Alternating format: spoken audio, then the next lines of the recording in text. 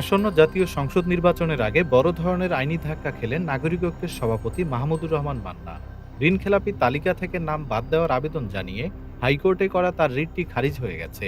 এর ফলে আসন্ন নির্বাচনে তার অংশগ্রহণের পথ বন্ধ হয়ে গেল বলে জানিয়েছেন রাষ্ট্রপক্ষের আইনজীবী। বুধবার বিচারপতি বজলুর রহমান ও বিচারপতি মঞ্জুর আলমের হাইকোর্ট বেঞ্চ এই আদেশ দেন।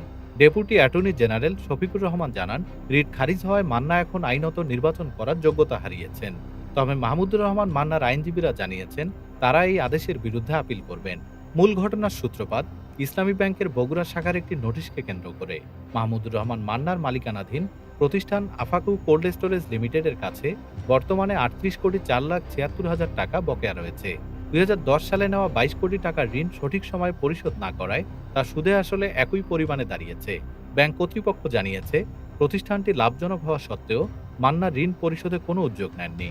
গত ১৮ই ডিসেম্বরের মধ্যে বকেয়া পরিশোধের চূড়ান্ত সময়সীমা বেঁধে দেওয়া হলেও তা পূরণ হয়নি।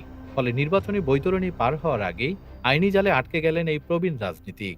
এখন দেখার বিষয়, উচ্চ আদালতে আপিলের মাধ্যমে তিনি কি শেষ পর্যন্ত ভোটের মাঠে ফিরতে পারবেন। ডেস্ক রিপোর্ট, বাংলাদেশ সময়।